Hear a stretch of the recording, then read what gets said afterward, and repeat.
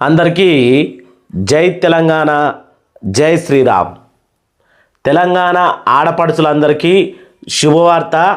తెలంగాణ ప్రతి ఇంటింటికి, ప్రతి గ్రామానికి వాట్సాప్ గ్రూపుల్లో బీడీల పింఛన్కి దరఖాస్తు చేసుకోండ్రి, బీడీల పింఛన్కి దరఖాస్తు చేసుకోవన్నట హోయ్ అని జాటింపులు కానీ వాట్సాప్ గ్రూపుల్లో కానీ మీరు అందరూ విన్నారు కదా. ఇప్పుడు ఇన్కమ్ సర్టిఫికెట్ల గురించి అందరూ మీ సేవల చుట్టూ, అలాగే ఎంఆర్ఓ ఆఫీసుల చుట్టూ ఇలా ధ్రువపత్రాల గురించి తిరుగుతూ ఉన్నారు. ఇప్పుడు బీడీల పెన్షన్ ఎలా దరఖాస్తు చేసుకోవాలి, స్టెప్ బై స్టెప్పు ఆ బీడీల పెన్షన్ దరఖాస్తు చేసుకునే ఫారం కూడా మన దగ్గర ఉంది. అలాగే ఏదైతే మనకు సంబంధించి ఇన్కమ్ సర్టిఫికేట్కు సంబంధించి చాలామంది ఆగమవుతూ ఉన్నారు. ఇన్కమ్ సర్టిఫికేటు మీరు ఓన్లీ అప్లై చేసుకొని పెట్టుకోండి, అది వారం రోజుల్లో మనకు వచ్చేస్తుంది. ఎంత ఇన్కమ్ ఉండాలి, ఇన్కమ్ ఆ సర్టిఫికేట్లో ఎంత ఉంటే మనం అర్హులము అనే విషయాన్ని ఇప్పుడు స్పష్టంగా తెలుసుకుందాం. ముఖ్యంగా బీడీల ఫారం చూద్దాం. ఎందుకంటే తెలంగాణ ఆడపిల్లల కళ ఇది. కొన్ని సంవత్సరాల తరబడి ఇప్పటికీ గవర్నమెంట్ ఒక మాట అన్నది, 2014 కంటే ముందు బీడీ కార్మికురాలుగా గుర్తించబడ్డ వాళ్ళంటే 2014కు ముందు పిఎఫ్ కార్డు, అంటే మీకు ఏదైతే పిఎఫ్ కార్డు అంటారు కదా, బీడీలు చేసుకునే అక్క చెల్లెలకు అర్థమవుతుంది, ఆ కార్డు ఉన్నవారికి మాత్రమే అని చెప్పింది. కానీ తర్వాత మళ్ళా డిసిషన్ మార్చుకుంది. ఎవరైతే ఇప్పుడు చాలా రోజుల నుంచి చేస్తున్న వాళ్ళు ఇప్పుడు ఈ గవర్నమెంట్ వచ్చిన నుంచి కూడా కొంతమందికి పిఎఫ్ కార్డులు పుట్టినాయి. మరి అటువంటి వాళ్ళు కూడా బాధపడతారు కదా. 2014 అంటే దాదాపు ఇప్పుడు 12 సంవత్సరాల కింద ముచ్చటది. కాబట్టి నిర్ణయాన్ని చేంజ్ చేసుకున్నారు. కొత్త వాళ్ళు కూడా దరఖాస్తు చేసుకునే అవకాశం ఉందని మళ్ళీ పెట్టడం జరిగింది. ఒక్కసారి మీకు బీడీల ఫారం ఎట్లుంటుంది, ఏ రకంగా అప్లై చేసుకోవాలి ఏంది అనేది. మరి ముందే బీడీ కార్మికులకు పెన్షన్ ఎందుకు స్టార్ట్ చేసినట్టు అని అంటే, బీడీ కార్మికులు చాలా కష్టాలు పడుతూ ఉన్నారు. అలా కుటుంబానికి వాళ్ళే కొంతమంది కుటుంబ పెద్ద అయి ఉన్నప్పటికీ కూడా వాడు బీడీలు చేస్తూ ఉంటే వాళ్ళ ఆరోగ్యం దెబ్బతింటా ఉంది, కానీ రూపాయి కూడా వాళ్ళకు లాభం చేకూరుతలేదు. కనీసం కుటుంబాన్ని నడిపే కష్టంగా మారిందని ఒక సర్వేలో వచ్చినటువంటి అంశం ఇది. కాబట్టి ముందు వరుసలో అయితే బీడీ కార్మికుల పెన్షన్లు ఇవ్వబోతా ఉన్నట్టు గవర్నమెంట్ ప్రకటించింది. ఇప్పుడు చూద్దాం. ఇదంతా బీడీ కార్మికుల కోసం గవర్నమెంట్ ఇచ్చినటువంటి ప్రతి విషయాన్ని, ఇది ఇన్కమ్ సర్టిఫికేట్కు ఎట్లా అప్లై చేసుకోవాలంటే మనవాడు ఉల్టా చేసి పెట్టింది. వెనక దాని గురించి చూద్దాము. ఇది ప్రతి ఒక్కరికైతే క్లారిటీగా కనబడేలా చూపిస్తూ ఉన్నా. తెలంగాణ రాష్ట్ర ప్రభుత్వం గ్రామీణ అభివృద్ధి శాఖ జిల్లా కామారెడ్డి, అంటే తెలంగాణలో 33 జిల్లాలు ఉన్నాయి కదా, ఏ జిల్లాకు సంబంధించి ఆ జిల్లా పేరు అనేది ఇక్కడ ఉన్నది. ఇది కామారెడ్డి జిల్లా ఫారం. బీడీ పింఛన్ కొరకు దరఖాస్తు.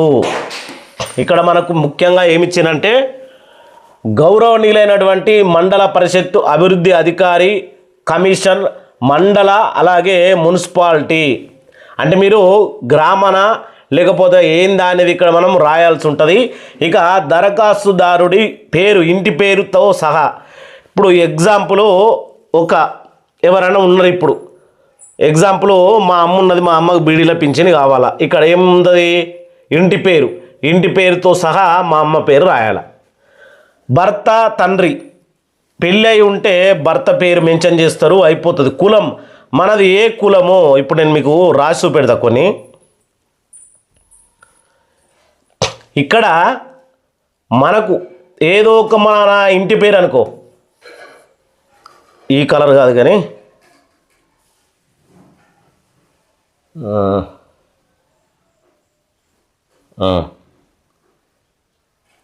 ఓకే. ఇప్పుడు పోయింది మళ్ళీ అది.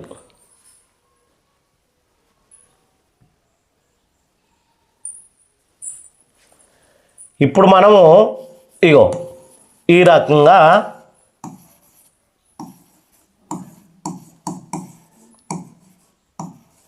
ఇక్కడ అంటే వాళ్ళ పూర్తి పేరు ఇక్కడ రాయాలి. తర్వాత ఈమెకు భర్త ఉన్నాడా లేకపోతే తండ్రి. కొందరు ఇంటికాడ విడాకులయ్యో లేకపోతే ఇంకా పెళ్లి కాకుండానో 18 సంవత్సరాలు నిండిన ప్రతి ఒక్కరు అర్హులే కాబట్టి తండ్రి భర్త పేరు రాయాలి. ఇక్కడ భర్త పేరు ఎగ్జాంపుల్ రాజు అనుకుందాం. ఇట్లా భర్త పేరు రాజు ఇట్లా రాసుకోవాలి. కులము ఏంది? కులము ఎగ్జాంపుల్ ఇప్పుడు చూసుకుంటే కుమ్మరి. ఇట్లా ఈ రకంగా. మతం అనేది ఏంది? హిందూ అయితే హిందూ, లేకపోతే ముస్లిం అయితే ముస్లిం. ఈ రకంగా అన్నీ నింపుకుంటూ వెళ్ళడం అనేది ఉంటుంది.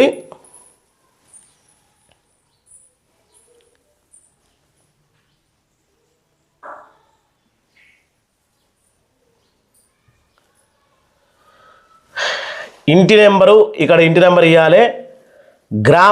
గ్రామము అలాగే మండలం పేరు రాయాలి. ఇక్కడ పిన్ కోడ్ అంటే ఆధార్ కార్డు మీద ఉంటుంది మనకు పిన్ కోడ్. అలాగే ఆధార్ నెంబరు, బ్యాంకు ఖాతా నెంబరు, బ్యాంకు బ్రాంచు అంటే ఎక్కడుంది బ్రాంచు ఏంది అనేది, మొబైల్ నెంబర్ ఏదైతే ఉందో దానికి వాట్సాప్ ఉన్నా లేకున్నా అదే అనేది ఇవ్వాలి. అలాగే ఎస్హెచ్జి గ్రూపు అంటే మీరు ఏదైనా గ్రూప్లో ఉన్నారా, గ్రూపుల్లో పనిచేస్తున్నారా అని అదొకటి. ఇక ఐఎస్ఎఫ్ఎస్సిపి కోడ్ అని అంటే మీ బ్యాంకుకు సంబంధించినటువంటి ఐఎఫ్ఎస్సి కోడ్ అనేది ఇక్కడ రాయాలి. నెలవారీ వేతనం మీకు బీడీలు చేస్తూ ఉంటే నెలకు ఎన్ని డబ్బులు ఇస్తూ ఉన్నారు, హజారుకు ఎన్ని డబ్బులు ఇస్తూ ఉన్నారు అనేది కూడా మెన్షన్ చేయవలసి ఉంటుంది. ఇక్కడ వేలిముద్రణ సంతకం ఏదో ఒకటి మనం చేయాలి. ఏమిచ్చిరు ఇక్కడ? పంచాయతీ అంటే మనకు గ్రామంలో ఉంటే గ్రామ పంచాయతీ వస్తుంది. వార్డు కార్యదర్శి సిఫార్సు పరిశీలన, పంచాయతీ లేదా మున్సిపాలిటీ కార్యదర్శి. ఇక్కడ మన సంతకం తర్వాత వాళ్ళ సంతకం ఇక్కడ ఉంటుంది. అప్పుడు ఈ దరఖాస్తు ఫారం అనేది కంప్లీట్ అయిపోతుంది. ఇక్కడ మన ఫోటో, ఎవరు దరఖాస్తు పెట్టుకున్న వాళ్ళ ఫోటో, దీంట్లో డేట్ మెన్షన్ చేయడం జరుగుతుంది. ఆ రోజు ఏ రోజైతే దరఖాస్తు పెట్టుకుంటామో ఆ రోజు ఈ ఫారం అనేది ఎవరు కూడా కింద మీద కాకుండా ఆగం కావద్దని ముందుగానే ఈ ఫారం గురించి చెప్పిన తర్వాత నేను ఇప్పుడు ఎగ్జాంపుల్గా చూపించిన కదా, ఈ ఫారాన్ని నేనే పెన్నుతోటి లింపి అంటే పూర్తిగా దాన్ని ఏమంటారు పూరించిన తర్వాత ఇంకో వీడియో కూడా చేయబోతా ఉన్నా. మనోళ్ళు చాలామంది వాట్సాప్ గ్రూపుల్లో మెసేజ్ చేస్తూ ఉన్నారు, దయచేసి దీని గురించి ఏంటి మాకు అర్థమవుతుందని. ఎవరు కూడా ఆగం కావాల్సిన అవసరం లేదు. తెలంగాణ ప్రభుత్వం బీడీ కార్మికులకు కొత్త పింఛన్ల పంపిణీ ప్రక్రియను ప్రారంభించింది. ప్రభుత్వం కొత్తగా దాదాపు 2 లక్షల పింఛన్లు మంజూరు చేయాలని నిర్ణయించింది. ఇందులో అర్హులైనటువంటి బీడీ కార్మికులకు కూడా అవకాశం కల్పించారు. ఈ పథకం ద్వారా మరియు దరఖాస్తు ప్రక్రియకు సంబంధించినటువంటి పూర్తి వివరాలు కింద ఇవ్వబడ్డాయి. ముఖ్యాంశాలు అండ్ అర్హతలు. వయోపరిమితి అంటే గుర్తింపు పొందినటువంటి బీడీ పరిశ్రమలో పనిచేస్తున్న కనీసం ఎవరైనా సరే ఆడబిడ్డలకు 18 సంవత్సరాలు నిండిన వారై బీడీ కార్మికులు ఉండాలా, వాళ్ళ అర్హులు. వాళ్ళకు పిఎఫ్ కార్డు అనేది ఉంటుంది. దాని మీద మీ ఫోటో, మీరు అంటే ఆ బీడీ కార్మికుల్లో ఏదైతే ఆ బీడీ సంస్థ అనేది ఉంటుంది కదా, దాని యొక్క మేనేజింగ్ స్టాంప్ అనేది ఉంటుంది. కాబట్టి అది మన దగ్గర ఉందంటే మనం అర్హులం అన్నట్టు. మినహాయింపు. ఒక కుటుంబంలో ఒక్కరికే పెన్షన్ అనేది నిబంధన. దీని నుండి బీడీ కార్మికులకు మినహాయింపు ఉంది.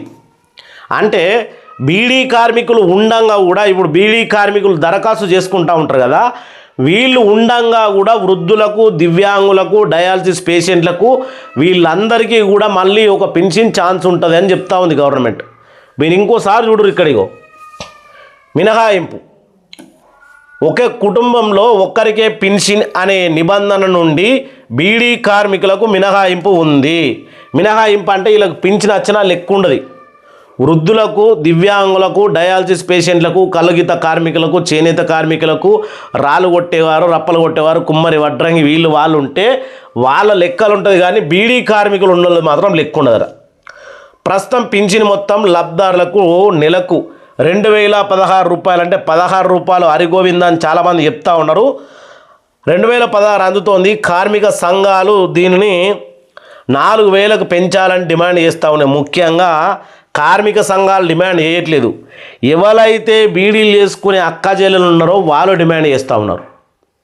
ఎందుకంటే బీడీ కార్మికులకు బీడీలు చేసే అక్క చెల్లెలకు వీళ్ళకి వచ్చే వేతనం ఎంతనో ఇప్పుడు నేను చెప్పబోతా ఉన్నా. దాన్ని కూడా ఇప్పుడు బీడీ పింఛన్ దరఖాస్తు చేసుకోవాలనుకుంటే దరఖాస్తులకు కావాల్సినటువంటి పత్రాలు, కొత్త పింఛన్ కోసం దరఖాస్తు చేసుకునేందుకు కింద పత్రాలు అవసరం అవుతాయి. ఆధార్ కార్డులో నేను నిన్న తెలుసుకున్న విషయం ఏంటంటే ఒక్కొక్కళ్ళు 40 ఏళ్ళు ఉన్నోళ్ళు డైరెక్ట్ 60 సంవత్సరాలు 62 సంవత్సరాలు వేసుకున్నారు. ఎంత ఘోరంగా మారిరు పబ్లిక్ అంటే దీని గురించి నేను ఎవరిని ఏమనదలుచుకోలేదు, కానీ కక్కుర్తి ఉండడము పర్వాలేదు, కానీ అంటే ఆశ ఉండడం పర్వాలేదు, కానీ అత్యాశ మంచిది కాదు. నేను కళ్ళ నిండా నిన్ను చూసిన, అక్కడ ఎవరైతే ఈ బీడీల పెన్షన్ కోసం వెరిఫికేషన్ చేసుకునే అధికారి డైరెక్ట్గా అడిగిండు, ఈ ఆధార్ కార్డు నీది కాదు అని అన్నాడు. నాదే సార్, నా పేరు అదే, నేను అదే, చూడు మా అయ్య పేరు ఇది అదే అని ఓటర్ ఐడి పాన్ కార్డు చూపిస్తూ ఉన్నాడు. పాన్ కార్డు మీద ఒక date of birth, Aadhaar card మీద ఒక డేట్ ఆఫ్ బర్త్, ఈ రకంగా ఉండేసరికి ఆయన రిజెక్ట్ చేసిండు. అట్లా ఆడ మహిళలు కూడా చాలామంది ఏజ్ని ఎక్కువ వేయించుకుంటూ ఉన్నారు.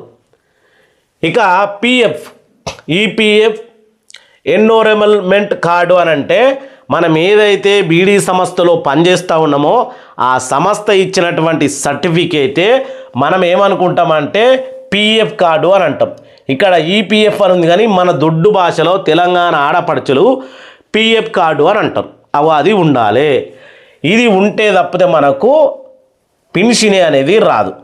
ఇక ఆహార భద్రత కార్డు అంటే రేషన్ కార్డు, తెల్ల రేషన్ కార్డు ఉండాలి. నివాస ధృవీకరణ పత్రం, రెసిడెంటల్ సర్టిఫికేట్ అంటారు దాన్ని, అది కూడా మనకు కంపల్సరీ ఉండాలి. ఇక్కడ మాత్రం ఇన్కమ్ సర్టిఫికేట్ ఫస్ట్ ఉండాలి. ఇన్కమ్ సర్టిఫికేట్ ఇప్పుడు అందరూ అప్లై చేసుకునేది అదే, కానీ దాని గురించి పెద్దగా మీరు ఆగపడాల్సిన అవసరం లేదు, ఇంకా టైం ఉంది.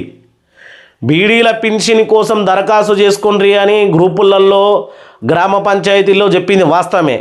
మీరు ఇన్కమ్ సర్టిఫికేట్ కోసం దరఖాస్తు చేసుకునేది వాస్తవమే, కానీ ఆగం పడాల్సిన అవసరం లేదు. ఒక ఇన్కమ్ సర్టిఫికేటు మీరు దరఖాస్తు చేసుకున్న తర్వాత వారానికి మీ చేతికి వస్తే దాని ఎక్స్పైరీ డేటు సంవత్సరం ఉంటుంది. సంవత్సరం. బీడీల పింఛన్ కూడా నిన్న మొదలుపెట్టి రేపు అయిపోయేది కాదు. ఇది ఇప్పుడు మొదలుపెట్టిండ్రు అంటే కనీసం అన్ని పెన్షన్లు అయిపోయే వరకు 6 నెలల సమయం పడుతుంది. వర్షాకాలం వెళ్ళిపోతుంది ఆల్రెడీ. మనకు ఆగస్టు 15 తారీఖు నాడు అని సీఎం రేవంత్ రెడ్డి గారు ఏమన్నారు, ఆగస్టు 15 తారీఖు నాడు కొత్త పింఛన్లు అన్నాడు. కానీ అంత ఈజీగా పెన్షన్ల వెరిఫికేషన్ ప్రక్రియ పూర్తి కాదు. ఖచ్చితంగా దీనికి సమయం పట్టే అవకాశం ఉంటుంది. కాబట్టి ఎవరు కూడా మీరు తొందరపడవద్దు అని చెప్తా ఉన్నా. అప్లై చేసుకోండి, ఇన్కమ్ సర్టిఫికేట్ కోసం అప్లై చేసుకోండి, కానీ ఆగం పడకుండా అప్లై చేసుకోండి. మీ పనులన్నీ వదులుకొని ఆగపడకుండ్రి. పాస్పోర్ట్ సైజు ఫోటో, అలాగే మన బ్యాంకు వివరాలు. ఈ బ్యాంకు వివరాలు కూడా కొంత ఏం చేస్తూ ఉన్నారంటే మొత్తానికి మూలకు పడ్డ బ్యాంకు పాస్బుక్ నంబర్ ఇస్తే అది కూడా మోసమే జరుగుతుంది. రన్నింగ్లో ఉన్నటువంటి బ్యాంకు ఖాతా అది కూడా కొంచెం మంచి బ్యాంకు దాన్ని ఇస్తే సరిపోతుంది. దీంట్లో బీడీ కార్మికులకు ఎన్ని పైసలు వస్తూ ఉన్నాయి, ఎక్కడ మనం దరఖాస్తు చేసిన తర్వాత ఫారం ఎక్కడ ఇవ్వాలి. ఫస్ట్ ఇక్కడ నంబర్ 1 ఉంది కదా, మీ సమీపంలోని గ్రామ పంచాయతీ. ఇప్పుడు పల్లెటూళ్ళలో ఉన్న ప్రతి ఒక్కరికి గ్రామ పంచాయతీలో జాటింపు చేస్తారు, గ్రూపుల్లో పెడతారు. అప్పుడు మనం గ్రామ పంచాయతీ కాడికి పోవాలా. ఏం తీసుకొని పోవాలి?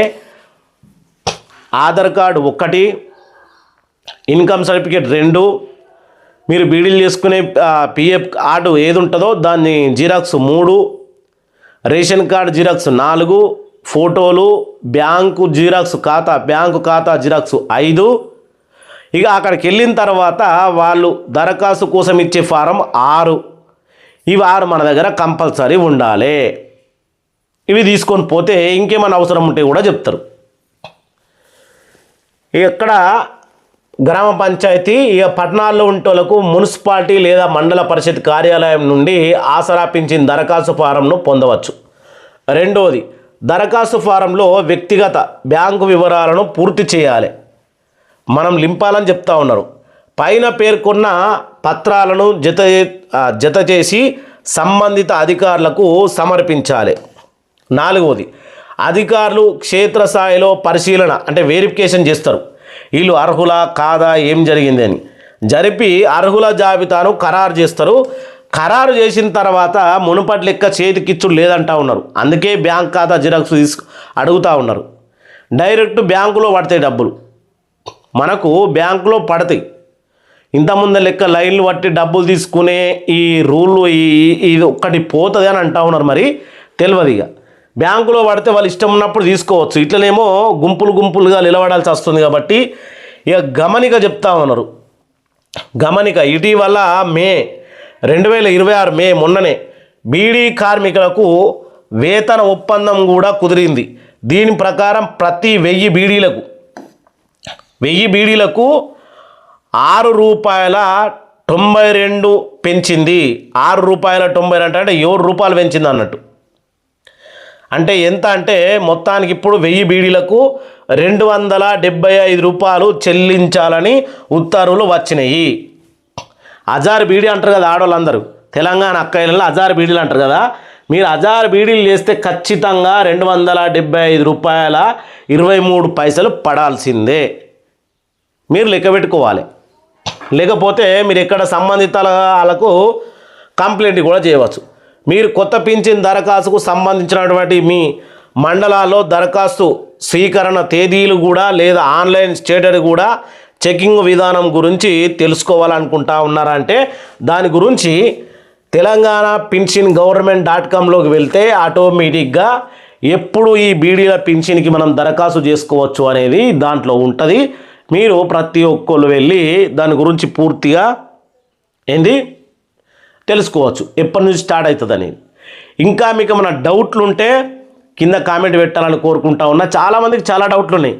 ఆధార్ కార్డు కరెక్ట్ లేదని, పాన్ కార్డు కరెక్ట్ లేదని, వీటన్నిటి గురించి కూడా ఈరోజు ఒక 2 వీడియోలు చేయబోతా ఉన్నా. ఆధార్ కార్డు, పిఎఫ్ కార్డు, దీంట్లో రెండిట్లో ఏజ్ మ్యాచ్ కావాలి. కాకపోతే కూడా ఏం ప్రాబ్లం అవుతుందో కూడా చెప్పడానికి ఈరోజు నెక్స్ట్ వీడియోకు మీరు వేడియాలని కోరుకుంటా ఉన్నా. ఈ వీడియోని ప్రతి ఒక్కళ్ళు ఐ బటన్ అనేది ఉంటుంది, ఐ బటన్ ప్రెస్ చేసి అన్ని గ్రూపుల్లో షేర్ చేయాలని కోరుకుంటూ జై తెలంగాణ, జై తెలంగాణ.